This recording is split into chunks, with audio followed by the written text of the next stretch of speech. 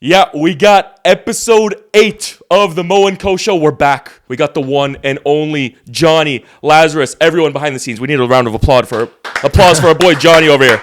What's up, guys? What's up, Mo? Thanks for having me. I appreciate it.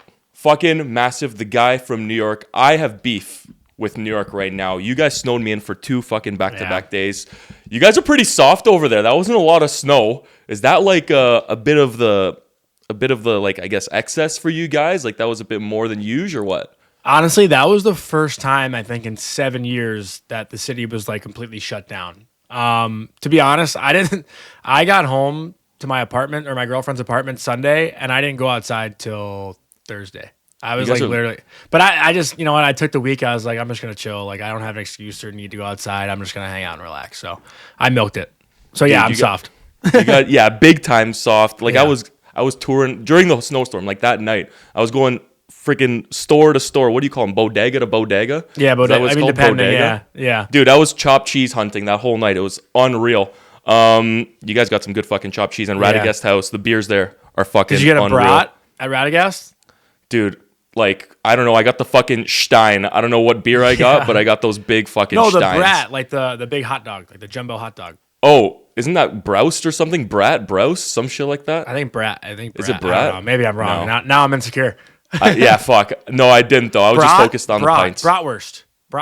There you go. That sounds more right. Bratwurst. That sounds more right. No, I just focused on the pints, my guy. But big man, Jonny from New York, the heart of New York. You've probably seen him, or you've definitely seen him, especially with his on-ice interviews, whether it's Bleacher Report, whether it's his morning cup of hockey, with, obviously, the Daily Face-Off too. But Jonny, before we get into, obviously the NHL's back, Olympics are done. We got a lot of stuff to talk about, whether it's the trade deadline, whether it's Olympics, I guess Canada, US. I'm Toronto, you're New York, we got to dip our toes into that a bit. But before we get into all the fun stuff there with the resumption of the NHL season and what happened over the past couple of weeks, I want to get into a bit of you, the man Laz in New York. Obviously, you did play in NCAA with Mercyhurst and UMass too, but then you kind of shifted gears from kind of NCAA hockey into social media, whether that's with Bleacher Report, whether that's with your current podcast, as I said, Morning Cup of Hockey. I just kind of want to know how that transition happened from playing at such unreal programs to, I guess, the social media world, because, I mean, I didn't play NCAA. I just dipped my toes right into the social media space, but you kind of made that transition. I kind of want to know how the fuck that happened. It's weird. Like the timing of it was almost perfect for me. I graduated in 2020. So my senior year, I was playing hockey and I planned on going to play in the SPHL. I actually signed with Pensacola, which is like the best spot you could play in the SPHL. You know, my ceiling wasn't very high as a hockey player. But then when COVID hit, I kind of just like had an excuse or reason to hang up my skates and pursue media.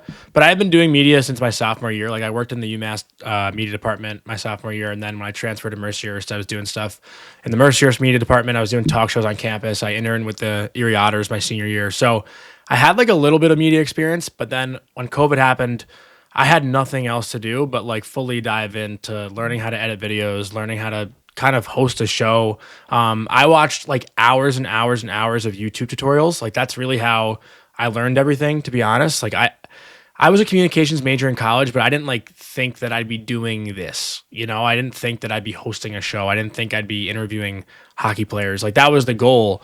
But I just wanted to talk hockey. So in that time, I feel like content became a word, like in 2020. Like I didn't know what it was, right? Like I didn't listen to podcasts. Like I first heard of Spittin' Chicklets whenever Charlie McAvoy went on in like 2017 or 18. Like I grew up playing with Charlie, so I knew him and I just like saw he posted something. And that's when I started like kind of getting into this new form of media. So I guess long story short, like COVID is really when things started to happen for me. And then, you know, as the years went on, I just started to get like a break, you know, break after break after break. And then, you know, it's allowed me to get to this position now. Fucking rights, dude. And like, yeah, I mean, Spittin' Chicklets, I mean, we all grew up watching them, right? So that's kind of our inspiration. Well, how old are you? Dude, I'm 26. Yeah, so you're like 3 years younger, but like, I feel like I found Spittin' Chicklets late. Like I think. Oh, me too, to be honest. Yeah, like I didn't grow up listening to them. I heard them when I was like 22 or 23 maybe. Dude, it was so funny because, like, obviously growing up and watching, like, I was obviously as a kid, you have Twitter, X now, whatever. Yeah. You're looking at all the Twitter. Yeah. You're looking at all the tweets. I'm a diehard Habs fan. I remember one time, it took me a while to fucking connect the dots, but I remember there was this one fucking guy that just was ripping on the Habs. I'm like, motherfucker, like, fuck that guy. And then I started watching Spittin' Chicklets, and it was Ryan Whitney the whole fucking time. Oh, So really? That's full funny. fucking circle. But yeah, yeah, similar like you. Like I mean, university here, college for you, but like I went to school. Where'd you go? University of Toronto, but I went for engineering. Nice. So this is legit just not anywhere near under the ceiling of social media. You know what I mean? But yeah, we had to make the fucking jump at some point, and we're cooking. But I want to ask you a bit more about kind of your stints with social media and stuff, especially with you and other players. So like, you've obviously met a lot of the beauties in the game. I want to know who's kind of like the best guys you've met. Like, you just fucking like hit it off with them, unreal guys. Like, who are the guys in the fucking league that you're like, fuck, that guy's a gem? Honestly, like Everyone. Well, yeah, all of them are awesome. Like, at least for the most part, they're awesome. But like, there's the sneaky ones. Like, my favorite is Quinn Hughes. Like, I'm a huge Quinn Hughes guy. I met Quinn randomly before I even like worked in the NHL. I was at a Quiet bar. though, eh? No, he's not. When you get Is to he know not? him, yeah, when you get to know him, he's not. Like, listen, I don't think many guys enjoy doing media. Like, some guys do, some guys don't. But when you have to do it every day, it gets exhausting. But the way I met Quinn and Jack, I met them both the same day, so it was kind of like an organic thing. Just a random bar in New York City. They were there, and it was like kind of like toward the end of COVID, so it wasn't a crowded bar. And I spotted them, and I was like, "Does no one here?" You didn't do social media yet, did No, you? I was working. Okay. I was working in music at the time. I was like Holy a personal fuck. assistant. Yeah, and I just saw him at a bar, and I was like, I was actually at Radagast before. So Fucking of course. So I went from Radagast to this place called Judy Z's, and I saw them. They were with Josh Norris and Will Lockwood, and they were over at this like corner table by themselves. Again, like not a crowded bar. And I looked over, and I was like, "That's Quinn and Jack." Yeah, So I I was know. like, and my friends were like, who like they didn't like my friends aren't really big hockey fans. Like, we grew up in New York. They're all big Knicks, Jets, like those sports. But I was like, I'm gonna go say hi. Like, why not? And at the time, these are my front four teeth are fake, so I didn't have my teeth in at the time. So like, What? they knew I was a hockey guy. So I introduced myself. I was like, yo, I played at UMass. Like, I know we know some of the same guys. I dropped the guys I knew at Michigan that played with Quinn. And like, we just kind of formed a friendship. And I like flexed so hard. Like, I thought I was flexing in the moment. I bought him like 20 tall boys of, Meanwhile, they're like, dude, have you seen our NHL contracts? no, but it was like, dude, they were like all on their like entry level contracts. This is like 2021. yeah. So I just like tried really hard, honestly, to like befriend Yeah. them. And Yeah. by the end of the day, I was like drinking with them the whole day. And then, from there, as I got jobs in the NHL, I just kept seeing them more and seeing them more. And I've really formed a friendship, I'd say, with Quinn. Like, we don't talk or text all the time, but like, I'll shoot him a text, he'll answer. I'll see him in New York. We'll catch up. I'll see him at Player Media Tour. We'll catch up. Like, he is what the media and social media thinks he is. He's the man. opposite. He's the man. Yeah, he's awesome. Dude, what do you think of all those fucking memes that stemmed out of the Olympics or him Yeah. with Minnesota? Like the ghosts of Quinn. Like, Yeah. dude, that shit is so fucking funny. He played into it too. I mean, I don't think he loves it, but like, he had that one quote or whatever. People think I'm seeing ghosts out there, which is great. So I love when guys like kind of get it and play into it. Like, it makes it more fun that way. Dude, the fucking best was the fucking, I mean, after you guys broke my heart and won the gold medal just in the Yeah. post game, fucking looking at Hellebuck and just fucking thumbs up to Helly. That was the funniest shit ever. But in terms of like, obviously you've shot the shit on camera and behind the scenes and stuff like that. But on camera, what would you say is like, I guess one of your best questions, something you're most proud of content wise in terms of with the players, or like an unreal answer someone gave you, just like, I guess, highlight? Because obviously you have many highlights, but what's like cream of the crop in terms of those? Yeah, it's a good question. Like, I don't really think about that often, to be honest. But lately, I guess I have one that stands out. So James Duthie actually just wrote a second book, like Certified Beauties, where he kind of tells stories about guys throughout, his career and whatnot. And one of my videos actually made the book, which I didn't even realize at first. One of my friends sent it to me. So in the 2023 Cup Final, I was doing Stanley Cup Final or Stanley Cup Live for the NHL YouTube channel. So I was interviewing guys on Media Day and stuff. And Nick Cousins walked out. So I was doing an interview with Nick Cousins and Alexa Landestoy, who's my co-host. And I looked down at Cousins' shoes, and he had like hockey laces, like hockey skate laces in his Givenchy sneakers, like fancy ass sneakers with hockey laces in it. And I was like, "Did you do that yourself? Like, why do you have hockey laces in your shoes? And he was like, no way you noticed that. Like Like it lives for it. And he had his sneaker laces hanging out of his sweatshirt pocket.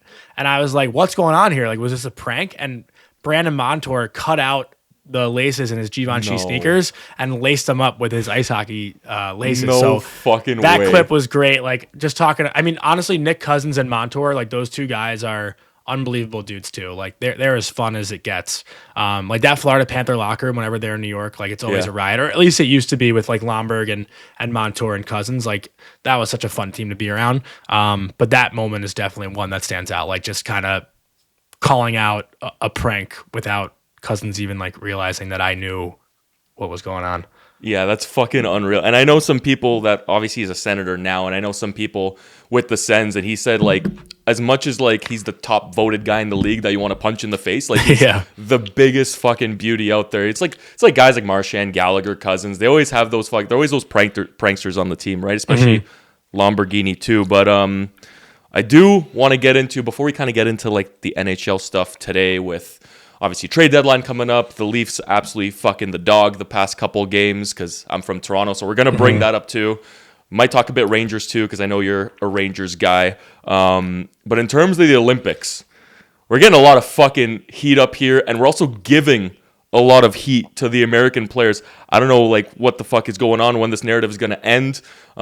First of all, congratulations Team USA, just because Thank you. I did post some videos, especially with one of my guests, Tom Stewart, that he's the best. He is the best. But we had some pretty, I would think, funny takes before the Olympics even started, and even leading into the Olympics. And Americans were just giving it to us, and rightfully so after their dub, right? So congratulations, Team USA. But just like game day for yourself in New York, like, what were you doing? What were you watching? How'd you feel during the game? And how'd you feel, I guess, after the game? And now I guess everything's going on with Shue and Matthews out of Toronto. Brady might leave, all that stuff. Walk me through, like, leading up to and during the game, how you felt, bud.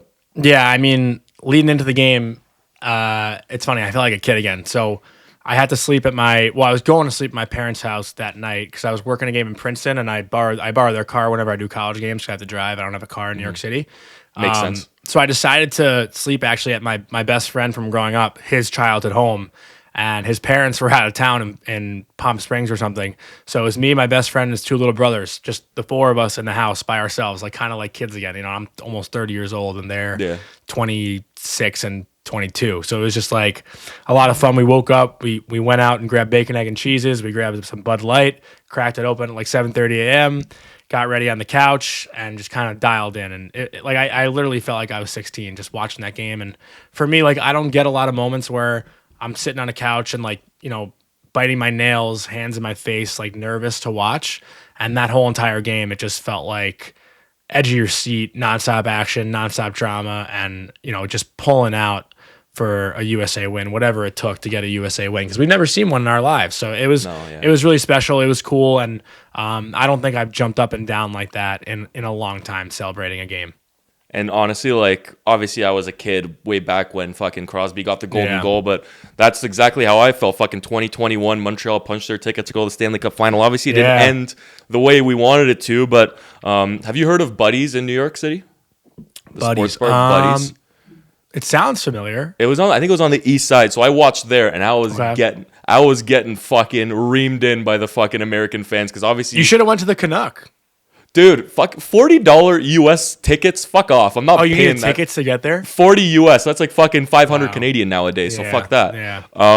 So we just went to Buddies. I was smart getting of them reamed to in. do that, honestly, though. Smart of them to charge tickets. Dude, 100%, right? Yeah. But yeah, I was like, dude, I thought I was gonna have a fucking heart attack during overtime too. Hellebuck obviously makes that insane paddle, like Braden Holtby Stanley Cup final type save.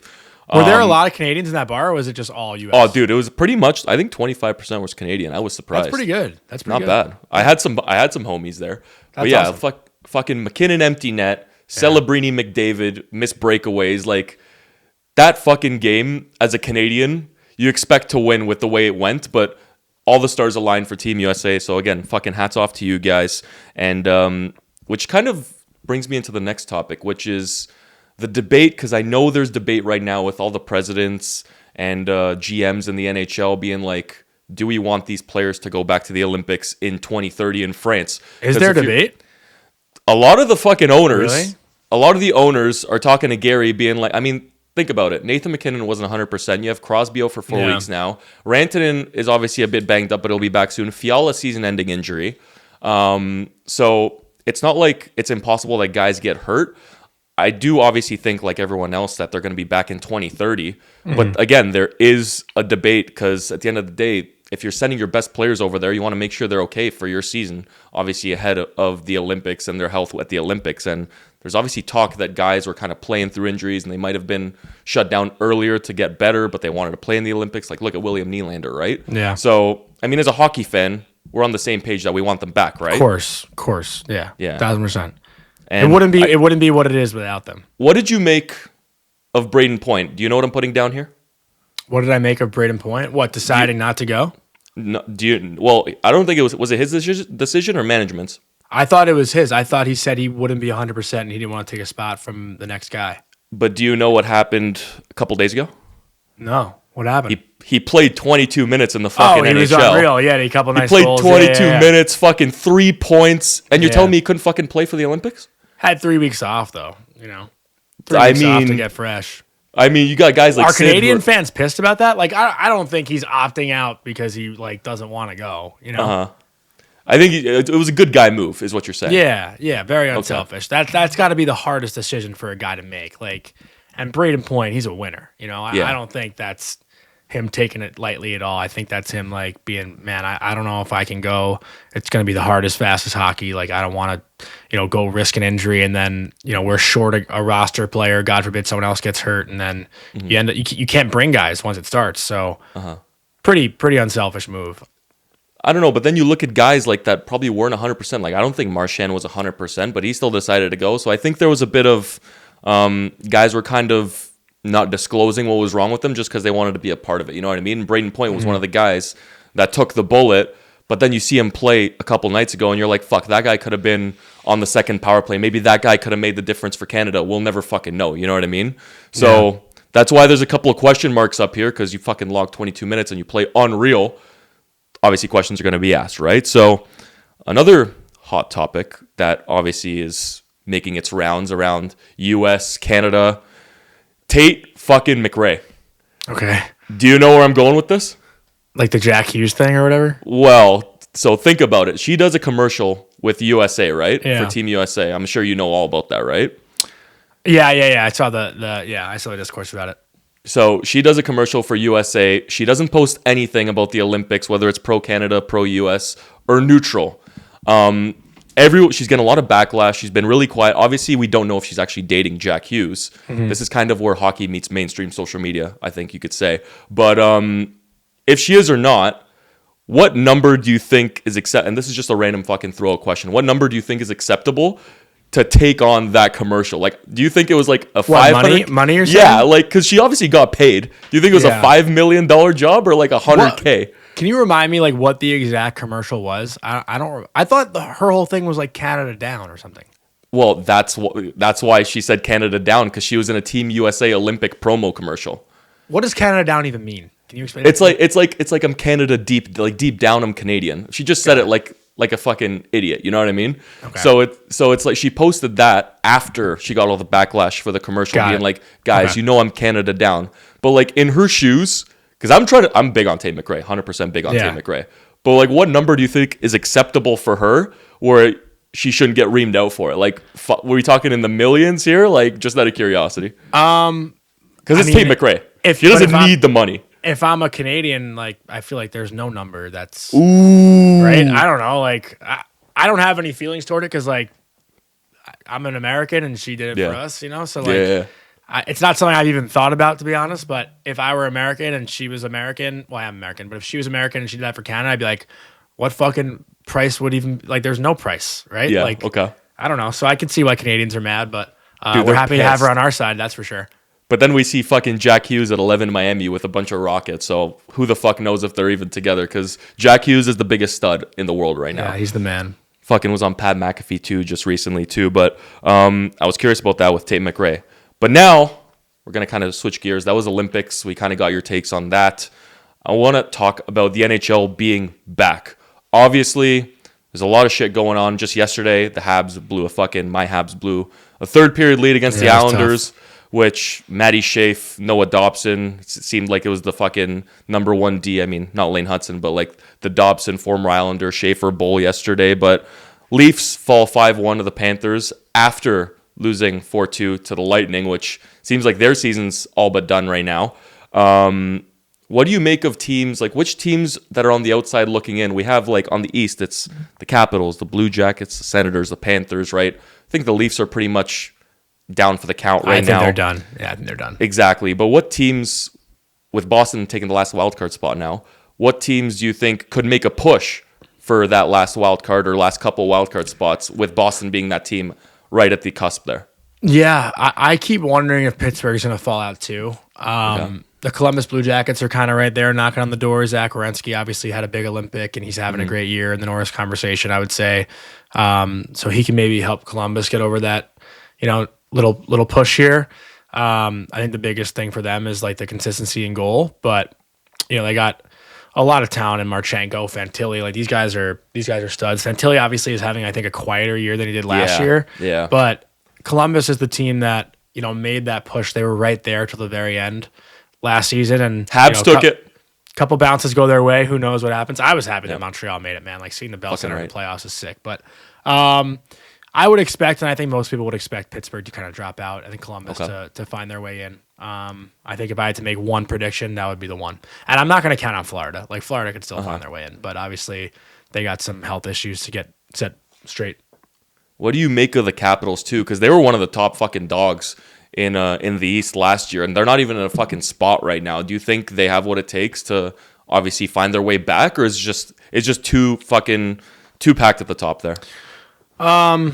Listen, Logan Thompson, I mean, I think his first game back had an unreal game against Philly. He got a lot of love from Trevor Van Riemsdyk. He's a guy, Olympian.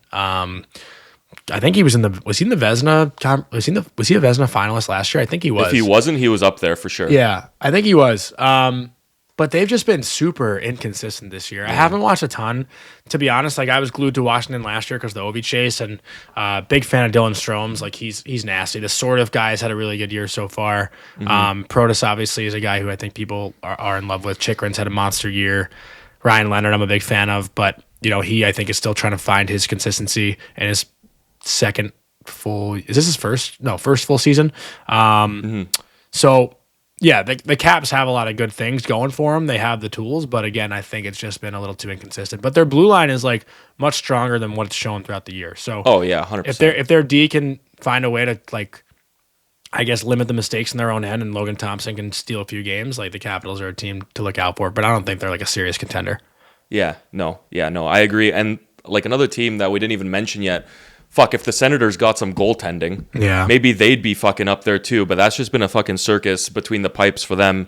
And I mean, you said it, the Blue Jackets, especially with Rick Bowness now, Bones behind the bench, they've been absolutely kicking since. So they're a fucking scary team to watch out for. But I agree, Pittsburgh, Boston, those seem like the guys for me. I think guys like the Sabres and the Habs, I think they're fucking pretty cemented up there. But we'll see obviously what happens with the rest of the year. But what about the West? Obviously we're situated on the East, so we're probably more in tune with the East. But in the West, Seattle currently has the last wildcard spot. And then you have teams right on the cusp, like the Kings, the Sharks, the Predators. Obviously, we all want to see Celebrini in the postseason. Yeah, I want to see that too. But the Kings just got fucking Panarin, even though fucking, what was Buddy's face? Fiala went down. So what do you make of the East? Like, what team is kind of like that wild card can make a push on that side? I think it's San Jose. I think Macklin Celebrini is the MVP of the league. I think he finds a way to get him in there. Will Smith's been great. Graf's been great. That's been a good addition. Askarov in goal has been solid. I think San Jose, and they're going to make another push. They just got Kiefer Sherwood obviously before the break. Yeah. I have every reason to believe they're going to make some sort of splash here at the deadline. Like I think they want to get in the playoffs. They got to reward Macklin and the team for what they've done this year. And LA, I don't think they find their way in. The team that everyone's wondering is Seattle, right? Like Joey Daccord had such a good start to the year, but the Kraken are like vanilla hockey to a fucking T. Yeah. There's no discredit to like Matty Beniers. Like he's obviously someone who's highly touted, but like hasn't necessarily hit But the they don't ground have that stud. running. That's the thing. Yeah, they don't. It's like, to me, it's like a bunch of second and third lines. You know what I mean? It's like not even like a first elite D pairing either. Like, yeah, Montour, sure, you could give it to him, but even he's having a down year by his standards. So, that guy's usually way more of an offensive weapon too. But, the Kings, we'll get into some trade talk later, but rumblings about Patrick Laine potentially being that Fiala 2.0. We'll see what happens there. But obviously, we talked about teams that might... Hold on. Wait. I'm going to backtrack because did you... And this just popped into my head. Did you say Celebrini's MVP? Oh, yeah. 1,000%. Ahead of McKinnon and McDavid. Yeah. Hart Trophy, today you're giving it to Celebrini. He's going to hit 100 points. Easily. Over. So are a bunch of other guys. Yeah, but who's willing their team more than Macklin and the Sharks? Okay, so if they make playoffs, you're giving it... If they miss, I'm not. If they make it... Oh, okay. Yeah. Okay, that's fair. If they make the playoffs, Macklin to me should be a lock. Okay, fuck, I like that. But if they miss, we're not doing that. What's he got right now? Let me look it up. He's got... 81 points? Producer Matt with the 81 points. 81? Fucking, and how many games? In 56. 56 games. Okay, fuck. He's hitting 100 for sure. Yeah. Well, we knew that. As long as Buddy could stay healthy, he's gonna be way up there. He's what, third in points or top 3 in points right now too. So 5 right now. 5. Okay. Yeah. Well, yeah. Kucherov's had like a sick run. I think Kucherov has like 52 points in his last 22 games or something. After the shittiest fucking start we would have expected out of Kuch too, but he just turned it right back up. But in terms of teams that may drop out now, we obviously said teams that might come back in. You already mentioned teams like Pittsburgh. I mentioned teams like Boston. What do you make of, like, let's say the Red Wings, for example? Like, do you think they're a top 3 Atlantic team with that roster, or are they kind of overshooting right now? No, I think they're a playoff team. They're a playoff team. John Gibson's been unbelievable in goal. Mo Siders had a sick year. Lucas Raymond's nasty. Dylan Larkin had a great return last night after the Olympics. Who else? James Van Riemsdyk's having a hell of a year too. Patty Kane's done his thing to Brinkat. Like they've got enough to stay steady here. I also don't think anyone in the Atlantic is like gonna jump them. It's not like the Atlantic is they're in a 4-boat race right now. It seems like between Montreal and Boston and Buffalo. Like it's gonna be tight, but I don't know, the momentum Larkin might take from the Olympics, I think, could help carry them into that second spot. And they're probably going to make a splash at the deadline too. Like Larkin had the comments last year at the end of the year, like I wish we had more help. Heat. Yeah. Like I imagine they're going to add. So, like, I know they're not in a playoff spot, and they're not even one of those teams that are on the outside looking in, really. But your Rangers, do you want to give just a brief? They're dead last. I know, but you want to give like a brief overview of like what the vibe is in New York with the Rangers? It's terrible. JT got walked against versus Mitchkov. As bad as that snowstorm. JT got walked, but like it was like Matt Vey can't fucking skate. 2-minute shift. He was out there for the whole power play and then got stuck for the 4-on-4. Mitchkov just came out of the box. He was fresh. I'm not gonna harp on him that much. Also, he's just been drinking for 48 hours straight. Like I'm jealous. I'll give him a break on that one. Okay, fair. But in terms of big picture New York, do you see them doing anything? Let's say in the offseason, anything? I know they got rid of Panarin. Susie went across town, but like, do you see them doing anything else significant, or is this just kind of something they're hopefully gonna 180 come next year? No, I think there's gonna be. Well, I don't know the deadline, but this summer I think it's gonna be ugly. I expect it to be ugly here. Like I think guys are unhappy. I think guys might want out. I think the team might have a whole different feel at the start of next year. Excuse me. It's gonna get a whole lot worse before it gets better. That's just the vibe I'm getting. And you know what? A couple of years leading up to obviously this fucking disaster class that is right now, dude, with that fucking decor, with that top 6, I had them in my fucking NHL brackets winning playoffs for like the cup, like 3 years in a row, and it just never fucking happened. So I had faith in the Rangers, but we all did. It went down like a shitstorm, like just the past weekend in fucking New York. So switching gears over to the West now, we talked obviously about the teams that are on the outside looking in, but now teams that may find themselves out of a playoff spot that are currently in one by the end of the season.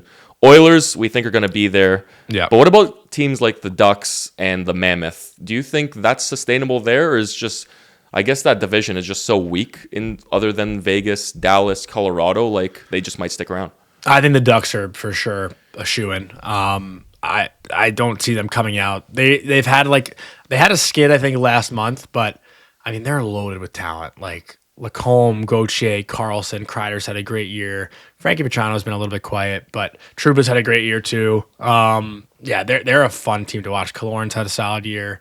Dostal obviously should get a boost from the Olympics. Stud, Yeah, the Ducks are one of the more fun and exciting teams to watch. Troy Terry I didn't even mention.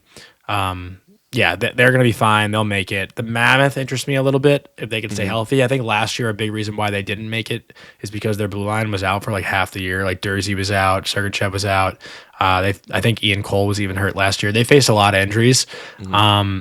But they're home ice. I wonder what's their record on home ice. I feel like they're pretty. Yeah, they're 17-9-2 on home ice. So like they're pretty dominant at home. Yeah. They got a plus 24 goal differential too, which is one of the better ones in the Western Conference, honestly, which I didn't even realize till just now looking at it. Like the Mammoth should be fine. They should make the playoffs, and that place will be bumping for the playoffs. And when you got a fucking owner like Ryan Smith flying in Clayton Keller on a fucking PJ to make the game, like that's just fucking, that's the treatment they need that they didn't get in Arizona. Yeah, I'm a big advocate for Scottsdale and Arizona. I want them to get a team again, but yeah, they're doing it right over there in Utah. So hats off to them. Trade deadline, March 6th. That's coming faster than we would have thought post-Olympics here. The turnaround isn't that long before they kind of get the stop sign in terms of making moves. I have some names here. I'm going to rattle off some names one by one, and I want you to let me know your opinion if they should stay or if they should move them. And if they move them, where should they go? In your opinion, what's the best fit for them? So we're going to do a little game. We're going to do a little game here. I got a lot of names here. So we're going to start hot off the gate. Stay hot. Hot out the gate here with the West Coast. Calgary Flames, Nazem Kadri. Go. Out. Go. Eat money, though. He has to eat money. They have to eat money for him. What's he making, 7? I think 7 or 7.5, something like that. Is he? It's funny. I was just talking about Kadri last night with Peter Baugh, who used to cover the Avalanche. We were saying, like, the Avalanche making that trade for Kulak, clearing up a couple $1 million in cap space. Maybe that's like a... Pretty sure Matt... Yeah, he's making 7. Yeah, 7. Yeah, 7 flat. For 3 more years after this. Yeah, that's the thing. That's a fucking hefty price tag for a guy at his age. Yeah. So you think Avs? You think Avs? Isn't Montreal like in on him actually? The thing, okay, as a Habs fan, I could chime in on this. It's been said, but you got guys like Hage coming. Like, I don't want Kadri here. He's gonna be in his fucking 40s by the time that contract is up, and you don't want to block the road for guys like Hage and Zarovsky that are centers that are gonna come in the next year or two, right? So that's my take on it. Like, I'm okay with like a guy in that younger, like. Obviously, I'm talking out of my ass here, but Rob Thomas, you know what I mean? Like, that's a guy that fits the age. That's a guy that fits the culture. Kadri, obviously, would be a great story because he's a Habs fan growing up. But right now, at that age, at that number 2, unless they could eat like half salary, I don't see it make sense. That's why. He's got a 13-team modified no trade list, so I wonder which team is around that. But, like, Winnipeg, Carolina's obviously interesting. Yeah, exactly. Carolina's interesting, but I don't know if he'd go there. And then... Who would be another interesting one? Like, fuck, I don't know, but Minnesota, maybe? I don't know. It's not the Leafs, that's for sure. He's not making a reunion with the Leafs. Definitely. His teammate, Mackenzie Weegar. That's a tricky one. Yeah, because I feel like they should rebuild, but they should rebuild. That's the thing. And he's got so much left on his deal, right? He's got like 5 years left. Good number 2. I feel like they keep him. I think they hang on to him. I don't think they should, but I think they will. This one's obviously we think we know which one this one's gonna go, but we obviously don't know what's gonna happen just because of the lack of playtime recently, and that's Patrick Laine. Because that's a big number 2. I mean, he's gonna go. The question is who's gonna take him. What's his number? I say LA. Matt, what's Laine's number? Is it 8 point something? 8.7. 8.7. But only this year. Only this year. So I think Habs are gonna eat money there, but they'd probably eat half. I think that's it. I think that has LA written all over it, to be honest. Yeah. To get Kopi across the finish line for one more postseason. Yeah, that makes sense. I'll agree with that. Okay, we're gonna go LA. We got Dougie Hamilton.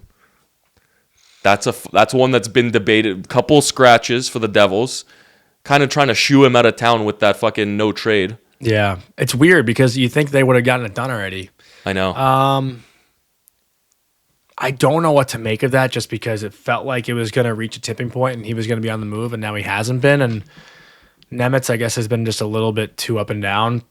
Fuck. I don't know. I'm going to say he stays. I just feel like he's staying. If he didn't go by now, it's one of those that's where what it's I feel like too. Yeah, that one's kind of a blue balls there. And now we're going to go kind of onto the fucking your ends here. We're going to go Vinny Trocheck. I think he goes. Ooh. I think he goes. Is that a Carolina? But I don't think it's Minnesota. I feel like everyone's tying him to Minnesota. Is everyone saying Minnesota? A lot of people are saying Minnesota, but I feel like the asking price is too high. Minnesota just gave up so much for Quinn Hughes. Like, I don't know if they're going to give up so much for Vinny. What's the price of first and a prospect? Probably. I would think. Fuck, that's steep. Colorado's sneaky for Vinny Trocheck too, honestly. Yeah. It's cheaper Yeah. than Kadri. It's kind of like getting the same deal, but you know, your third line center at a cheaper price. So I'd say Colorado is probably sneaky for Vinny Trocheck. Yeah, that's the thing. He's a Or second line Pittsburgh, center. honestly. If they want to make a push, fucking right. Yeah. Yeah, like, and correct me if I'm wrong. He's a Pittsburgh kid. Too, Yeah, no? he is. Yeah. So there you fucking go, right? So, okay, the guy that battled Slavkovsky at the draft, Shane Wright. Yeah, he's gone, and I just don't know where. I hope it's not New Do you York. think that's an off-season thing, or do you think that's a now thing? I mean, anyone getting him now, I don't think they're getting him for a playoff push. So it seems like a summer thing to me. Okay. Yeah. Do you think like where he would slot in pretty good? It's hard to say because he's a bottom 6 guy right now. He's not a top 6 forward. Yeah, I got no inclination on that one. Yeah, jinx. Yep. Okay. We're gonna go goalies now. We got a couple of goalies. We got Binner. Yeah, he's got to go. I mean, it'd be stupid for St. Louis to hang on to him. His value is never going to be higher. Like, they can get a first round pick, maybe a couple picks and a prospect for him. Like, who is? I think Pagno Why on our show Edmonton didn't fucking get him instead of Jari blows my fucking mind. Well, too expensive. Jari's like under $3 million, is he not? No, Jari's like $5 million. Actually, never mind. Dude, I don't give a fuck. You're a GM in the National Hockey League. You got to make it work somehow. Jari's 5. 5. Binner's 6. Yeah. Binner's 6. Like, we're not talking fucking night and day here. Yeah. So I think that's another fuck up from the fucking oil right there. Is rumored with Montreal, which is weird because I don't think Montreal is gonna trade for a goalie. Yeah. I don't know. What do you have a team in mind? Sorry. No, I don't. No. Good fit. Okay. We got Bob. I don't know why he'd go. Like, I don't know why he'd go either, but they're saying it. Yeah. Stay? I think it's a stay. I think it's it's just too. a fucking. I think it's just a lot of fucking heightened up social media fucking buzz. Elias Pettersson. Stay. Okay. I don't know if anyone wants to take that contract on right now. And that's an off-season thing, I feel, Yeah. too. That's a pretty significant bit right there. Jordan Kyrou. Go. Ooh. Yeah. Any feeling there? I mean, in the group chats I'm in, it's always the Islanders. That's the team that keeps coming up. I'll say like one of those teams, Islanders or Devils. Like one. He has to waive a no trade to a certain team, though. That's the thing. So he has to want to go there. Yeah. I mean, I think you want to go to the Islanders. The Islanders are a fun team right now. And they're fucking on the come up. Yeah. We got Rob Thomas, last but not least. I don't know what's his contract situation. Producer Matt. He's got some years on it, I think, right? Who's going to be quicker here? Yeah, he's got 4 years left after this year. 8 mil? 8 mil per? Yeah. Okay. Same deal as Fucking right. Kyrou, actually. That's an off-season one to me. I think Kairou's more immediate. Yeah, I agree. I mean, he's a center. I feel like they want to hang on to him. 26 years old. I don't think they're in a rush to move him. They're going to want like fucking 2 firsts and like an A prospect. Yeah. Like it's going to be hot out the ass for that deal. Okay. Oh, well, fucking voice crack. Wow. Okay. So we're going to do, I'm sure you saw it by now. We got a little bit of blind rankings that we run on this show. Mm-hmm. Yeah. We got producer Matt. He's cooked up a fresh one for today. Today's blind ranking is players under 22. Okay. That's fun. Okay. So I'm assuming you know how blind rankings work, one being the best, 5 being the worst. Mm-hmm. So Matt's got some names he's conjured up, and he was giving me a bit of feedback before the show. Obviously, I don't know the names either, but he was kind of worried about his list. So we're gonna see what Matt conjured up here. So blind rankings, players under 22. Matt, let's hear name number 1. All right, first Demidov. Fuck me, that's hot out the gate. Holy fuck, you couldn't go any hotter. Here's my question. Here's my question for you. Before we pin him. Are we doing our own separate ranking or? No, we gotta agree, bud. Okay. We gotta agree. Here's my question for you though: which players in the NHL under that age would you put above Demidov? Like we have Celebrini, we have Macklin, Schaefer. Lane. Who else though? I'd Lane. Put Lane. Okay. Will Smith. No fucking way. Over don't Demi? think so? No fucking way. I mean, I'm also biased, so. Yeah, I mean, But we're looking at the next Kucherov here, in my opinion. well, are we saying like right now or like potential? That's a good question. that's a question I didn't accommodate Yeah. for. Fuck. If it's potential, yeah, I'll give Whole Demidov. package. Whole package. So potential. Yeah, I guess. Okay. are you saying? Then yeah, I 2, put 3? Demidov over Smith. I was thinking 3. Yeah. Okay, you want to play it safe, hot in the middle there? Yeah, let's go 3. Okay, we're gonna rock 3. We're gonna play it safe. Matt, next up. McTavish. Oh fuck. How 5. old is How old is that guy? He's probably 21. Is he 21? I thought he was like 23 by 23. now. Yeah. Matt, did you fuck up? Let's check. Matt, did you fuck it? He might be 20. He is Matt, what the fuck? 23. Matt, you fucking. Bro, blame Google. All right, Matt. You're gonna have to do a quick swap there. We can just All make right, that his 6. teammate, Seneke. Okay, boom. His teammate Seneke. I like that. Right, nice think on he's the fucking nasty. ball there. I think he's nasty. I don't put him above Demidov. No, I'll put him 4. He's not 5. I'll put him 4. Not 5. Okay. He's had a great year. He's like in the conversation for Rookie of the Year. Not above Demidov though. He's It's fucking. He's right I think there. it's What- Schaefer, what are Demidov, they- Seneke. Let me see. What are they in points right now? I think Demi. Seneca's got 45 points in 57 games. Yeah, no, he's a stud. We're not disagreeing with that. But I Demidov's just got 47 and 58. Yeah, they're like right on par. yeah, fuck. But in terms of whole package, I Only think 12 goals for Demidov though. Seneke Seneca's does score got- more. 19. Fucking yeah. I mean, but for the case of the blind rankings, Yeah, I think we'll we go gotta 4. put him. We'll go 4. Gotta put him 4. But he's not. Matt, next up, please tell me it's someone under 22. We got Bedard. Fuck. Yeah, I mean he's. I forgot about Bedard. Yeah, same honestly. Fuck me. Okay.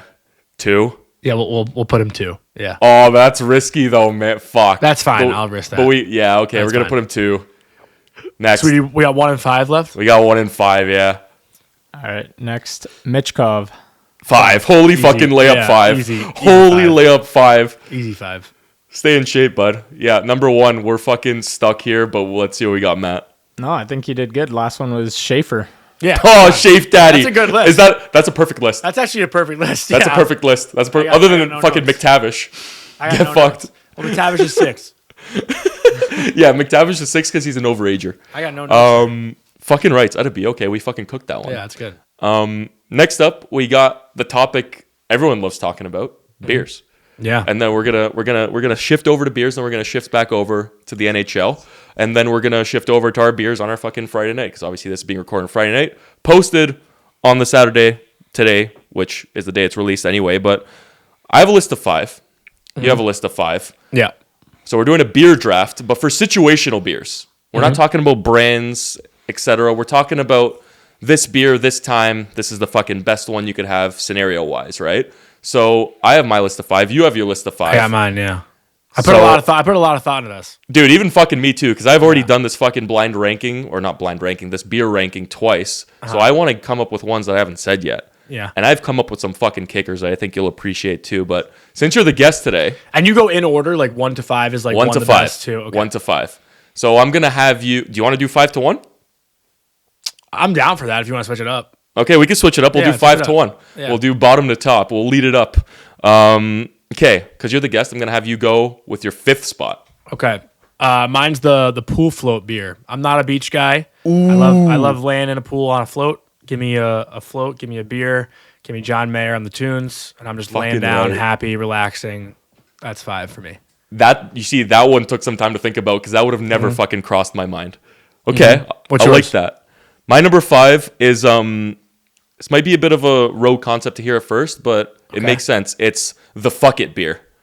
So pretty much, let's say when you're out and you had no Like no you intention don't of want drinking. another one? Yeah. Well, no. You had no intention of drinking. It was not in the plan to drink at all. But like, let's say you're at a restaurant, you're like, "Fuck it, I'm gonna have a beer," and then Yeah. it just fucking hits. You weren't planning on it. That's it a just good fucking 5. hits out at the gate, right? So I'm going with the fuck it beer in my 5 spot. Okay, I like that. 4 spot, bud. I kind of want to change my order actually. Oh, I'll stick to it. All So right. my 4 is the last beer, but it's with someone you've never gotten drinks with before. So like, ooh, condition. let's There's a say you're with condition a there. colleague or someone, like after work, let's grab a beer. Or after this game, let's grab a beer. And you haven't like broken that seal yet with them. So the last beer with that person, it's like, after you've had maybe like 2 or 3, it's like, okay, now we've like broken that trust. Like I trust you, you trust me, whether it's a man or a woman. Like when you have that like last beer with someone new for the first time, I feel like it's the start of like a new point in your relationship, no matter who that person is, right? So the last one is like the mutual respect, I feel like. I like you keeping it responsible, saying the last one's the second or the third. Fucking right. Yeah. Well, keeping it PG. Yeah. Sometimes it's the 4th or the 5th, but yeah. Yeah. The Uber What's all your costs 4? the same after the fucking 3rd beer anyway. So my 4th is, and again, another road concept that needs some explanation here, but it's the I got you beer. So if you've ever been to a bar where you're buddies with the bartenders or you know the staff there, you order a beer and they give you the beer of your choice and they're like, dude, don't worry about it. I got you. No pay beer. A free beer? Well, not necessarily a free beer, because sometimes you get a free beer and they're fucking dog shit because there's some rogue beer you get thrown a can that's fucking not ideal. But this is the beer of your choice. You go to the bar of your choice, like, dude, don't worry. You take your card out. It's like, don't worry, I got you. That's good. So I'm rocking with the That's I got your you 4? beer. That's my 4, dude. Okay. I got a hot list here. That's pretty rogue, I'd say. Do you want to change it up? Do you want to go first now for 3 and 2? Okay, yeah, I could go first. I go first for number 3. So again, another fucking rogue one, and I got to make sure because this is a tongue twister. I like how specific they are. Dude, I know what I fun. like. You know what I mean? So this one, I got to make sure I don't stutter on this one. This is the pre-beers beer at the pre. Pre-beers beer at the pre. So before you're going to get before you go to beers, the pregame? before you get beers with your boys when you're out, this is the beer you have at the pre. Yep. That's the pre-beers beer at the pre. That's the fucking one right there. That's a good one. I like that one. The one that gets you ready to go for the day. Dude, it gets you all jacked up. The blood starts moving, and then you fucking hit the town. You already feel like a champ. That's a good one. I like that one. All right, number 3, bud. Mine is, this is my favorite one, honestly. Like, this might be a 1 for me. But, Ooh, okay. But it's like not, but it is. It's the, I know I'm already drunk at a wedding beer. So like you've drank enough espresso martinis, tequila shots, and you know you're wasted. So you have that like Stella, the glass bottle of Stella that you're milking on the whole night. The handheld, that fucking right. You just hold on to it for like 2 hours. You sip on it every 10 minutes, and that's the one that gets you through the night so you don't get too fucked up. It's just the one that kind of keeps you steady and keeps you at an even level playing field, right? You don't want to be the sloppy drunk guy at the wedding, but you know you're already wasted, so it's the one that you just hang on to all night. Dude, that beer's a fucking paid actor. That's a great beer. Yeah, I love it's that. It's a fucking paid actor. That's a great beer. That's a great fucking pick. Okay, we're rolling here. The first 3 were actually unreal from both of us, but now we're at the number 2 spot. So we're at the top of the ladder right now. So these are are big fucking beers here. These are do or die. My number 2 spot is the boat party beer. Yeah. Ooh, I didn't even think of that. That's a good one. Yacht, boat, whatever the fuck, Miami, fucking Thunder Bay, summer, like whatever it is, cracking the beers on the boat. Nothing like fucking being on that body of water. So I think that one's pretty self-explanatory. That's a good one. All right, let's hear your number 2, bud. Mine's super specific. So I don't know if you'll get it, but like I'll try to paint the picture so you can like feel it. It's the front row at Stephen's Talkhouse beer. Stephen's Talkhouse is like an old school bar out in the Hamptons, and they always have like a live band that goes from like 11 p.m. till like 3 a.m. And you get the front row. You got your like 1 foot on the stage, 1 foot on the floor, and you're just kind of jamming. You can do whatever you want with that beer. You could dump it on your head. You could chug it. You could throw it to a buddy. You can give it to the lead singer. Like that beer is like, do whatever the hell you want with it. And when you're, in summer mode, Friday night, 2 a.m., you got like, a Blink 182 song jamming. Oh. Like, that is a great beer. Dude, this is like painting such a Nashville picture to me. Kind of, yeah. Similar vibe. Yeah. Fucking right. Okay, for the audience, if you've been in Nashville, that's pretty much, or if you've been to where he's talking about, that's the vibe we're talking about here. And fucking casually, buddy's crushing a Mick Ultra. Not a big deal. I'll tell my second one. This beer is my number 1 right here. Fucking right. Okay, so that was obviously your number 2. We're gonna have you go with your number 1 top spot, and then I'll round off the list with my top spot. But we left the best for last. Yeah. So your number 1 beer, Mr. Johnny. I'm calling this the strap-in beer. So it's the beer you pop open at like 6:30 Eastern when you sit down on your couch getting ready for the big game, puck drop at 7 o'clock. It's like I'm in my seat for the night, fired up for a great night of sports. This is going to be a sick game. Like that first beer when you're on your couch, that to me is the best beer of like strap the fuck in. Gonna be a great night. Can't wait for the Leafs game, Ranger game, playoff game, Cup final, like that kind of vibe. I felt that on Sunday with the gold medal game. Like cracked open a Bud Light, and it was like, all right, let's go. We're strapped in. Fucking What's right. Yours? That for fucking Hockey Pod, that's probably going to be the one that's top of the Hockey Pod's ranking too, right? So that's right on par with the fucking show. My number one doesn't have to do with sports at all. Has more to do with distance. I call this beer. Don't take it for what it is, but you'll see why I say this. It's the long distance X beer. So what I mean by this is I don't know what you mean. Yeah. So have you ever been to like a foreign country and you try one of their beers and it just fucking hits the spot? But then obviously they don't sell it back where you're from. Yeah. So you enjoy it when you're there, but then obviously you have to go back home and resume your routine daily life. But if you go back over to that destination, wherever it is, you fucking rekindle with that long distance the second X. time you have it. Got it. You revisit her. Yeah. That's the one where it's like, I don't know if you've been to Prague in the Czech Republic or Munich, Germany. So they have the best beers I've ever fucking had. So every time I go back there, I always know my go-tos there and always hits like not like any other beer has ever hit before. So that's why I'm going to rock with that as my number one. It's a good one. I've never experienced that one before. So I gotta. Unreal. Yeah, that's one that I'll have to try out for the first time. I don't know when I'll do it, but I'll try to do it. I love that game though. It's a fun game. It's fucking great. So I always want to hear about people's rankings, draft beers, obviously like Friday night too. So we might get after it a bit tonight. Yeah. Obviously it's going to be posted on our Saturday, so maybe on Saturday too. But that does it for the beer draft. I'm not going to keep you much longer, but I do want to talk about a couple more topics. One, obviously we're talking earlier about the playoff picture, which teams could be looking to get into a wild card spot, which teams could be dropping out. But I want to do a bit of hypotheticals right now. Okay. Obviously, the playoffs are not starting today. But if they did, we have some interesting fucking matchups. So we're going to go matchup by matchup here. And I want to get your take on who you think has the edge in that series, who might take it, and how many games. Because some of these matchups come playoff time in April might actually come to fruition here. So we're going to start with the East. We're going to go one by one here. We're going to go hot out the gate here. This involves my boys. We got Red Wings, Habs. I'd take Montreal in 6. Fucking right. I like this guy. I'd take Montreal in 6. They've got more firepower. Not 7. They close it out at home because Detroit would be the home team, right? I think they'd have home ice. After yesterday's games, I think they're in second right now, so they would get one home. Game in hand. Montreal's got one game in hand. Yeah, I'd take Montreal in 6. I just think their firepower is way better than Detroit's. Fucking right. I mean, there's not much else to say. I fucking right, yeah. Montreal better, yeah. First time they would win a series since the big run in 21. We got Lightning, Bruins.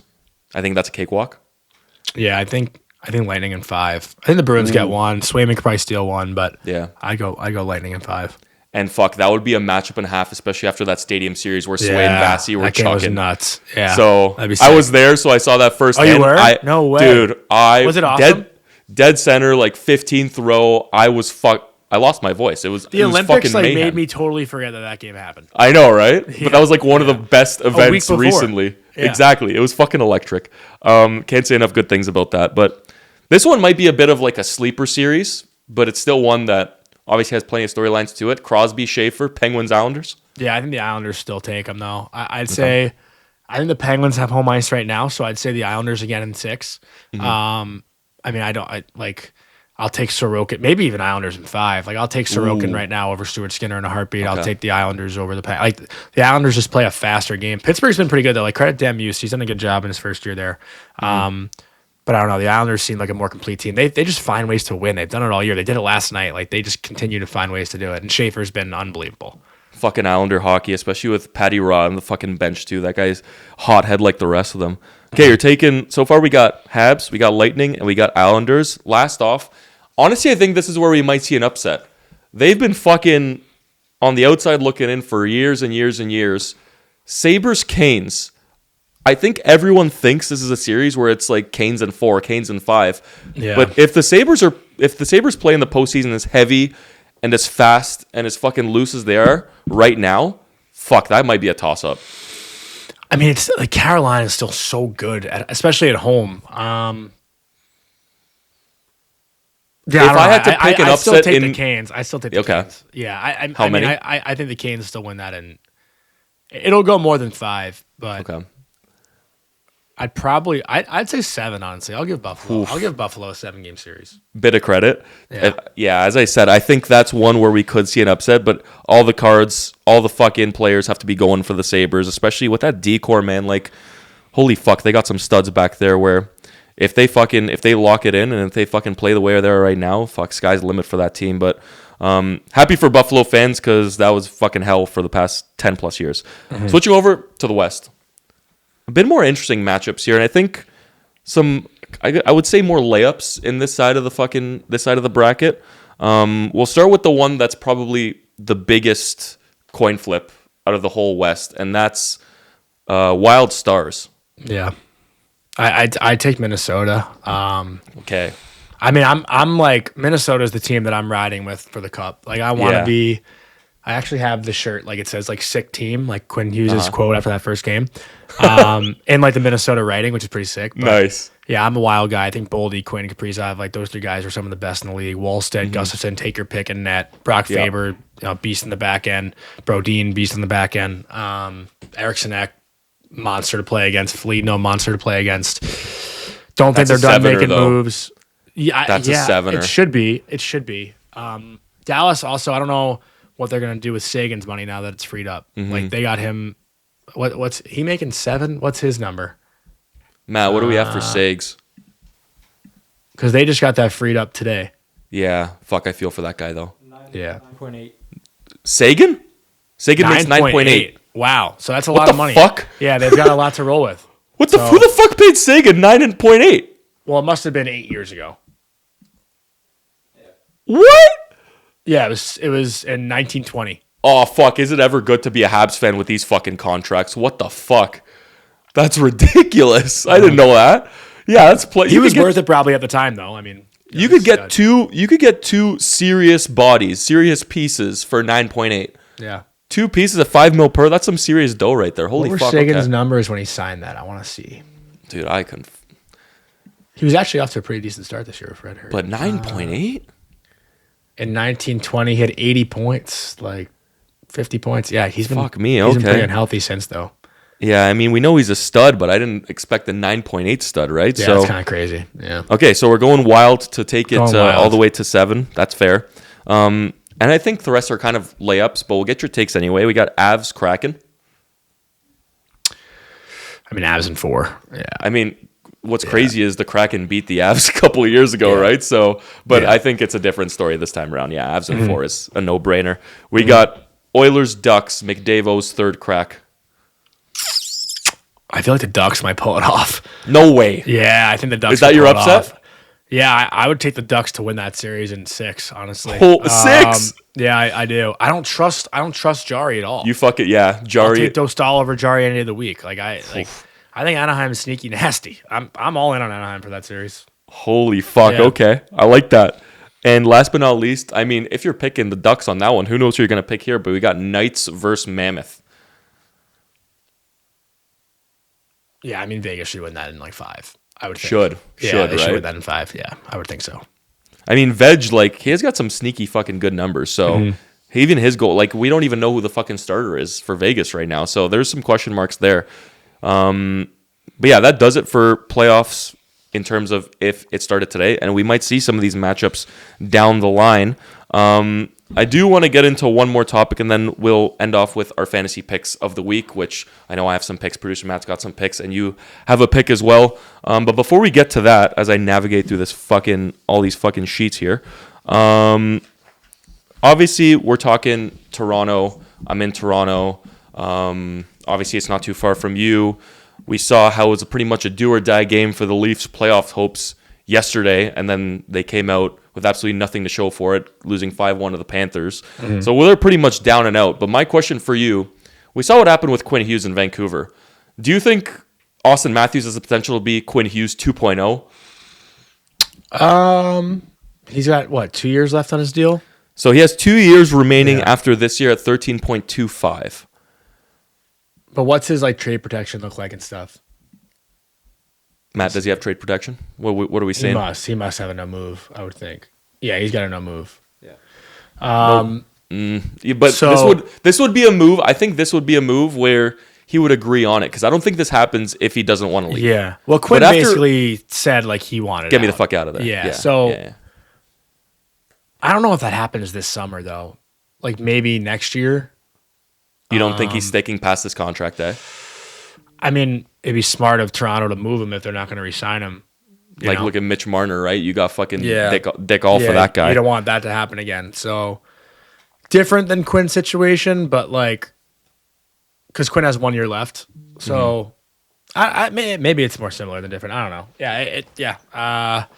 I guess I lean more. It's a bunch of similar. hypotheticals. I'd lean more similar, than not.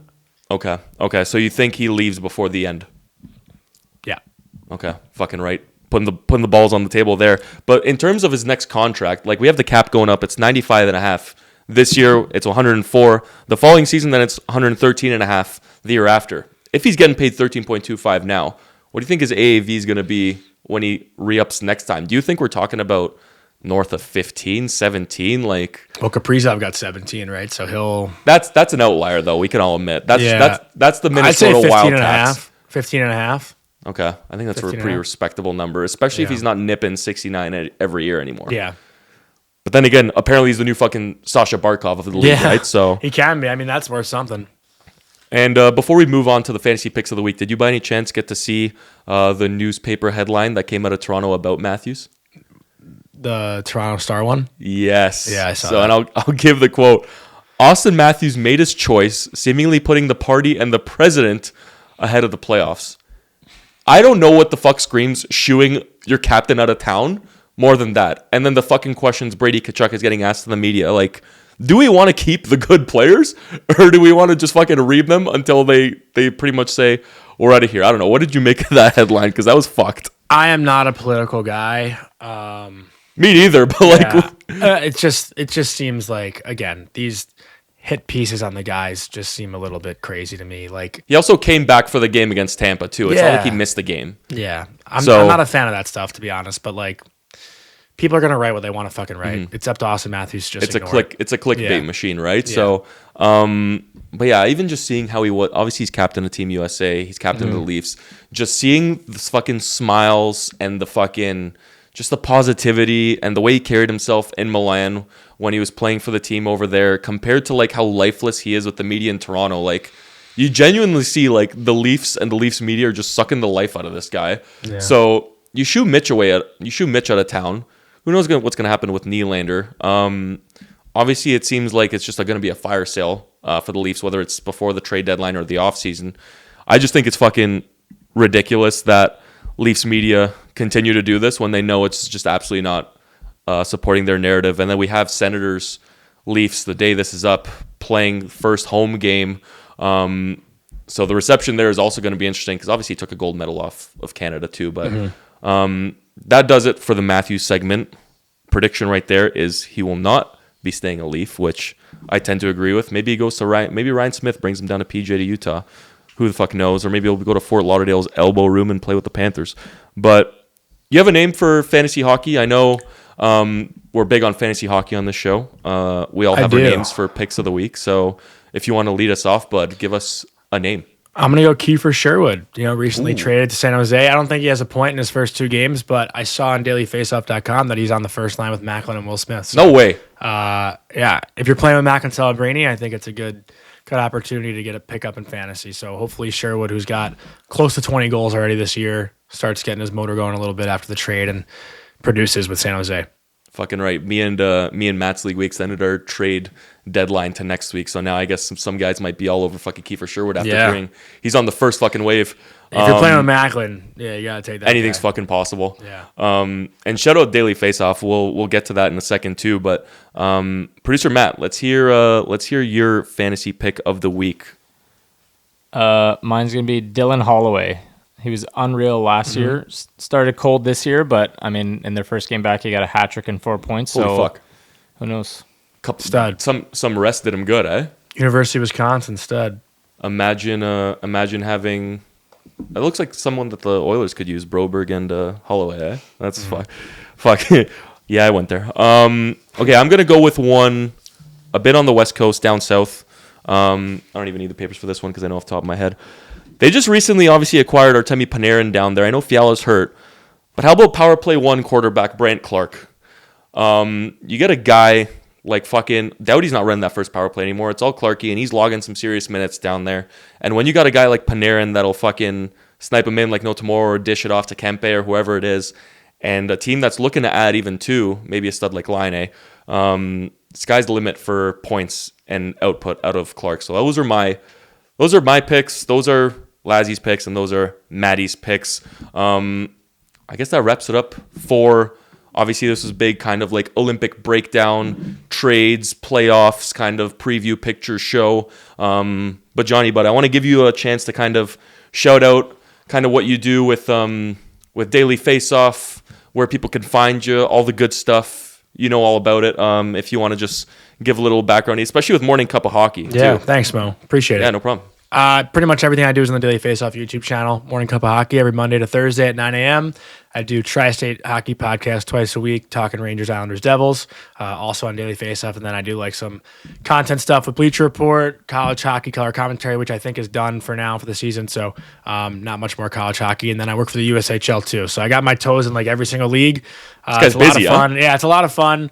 I love what I do, and I'm so lucky. But I appreciate you having me on, Mo, and I appreciate you, Maddie, and thank you for plugging me and all that good stuff. I love talking hockey, so I could do it, all night long. Guy lives for it. Yeah, fucking rights. And if you're not following Jonny already, which you fucking should, it's going to be all in the description too. So make sure to shoot him a follow. And if you're watching this right now, you're going to see plenty of these fucking clips coming out of this pod too. So especially the beer stuff, because we live for the beers and we live for the puck too, especially with trade deadline coming around the corner. It's been episode 8 of the Mo&Co Show. It's been Mo, and today's co was the big man Jonny Lazarus over in New York, who didn't embrace the fucking storm like I did, trying to get the fuck out of there with back-to-back canceled flights. And boom, the Mick Ultra, the fucking sponsored man. Sponsor this fucking guy. Team USA Gold. Congratulations to him. I'll be crying for the next 4 years.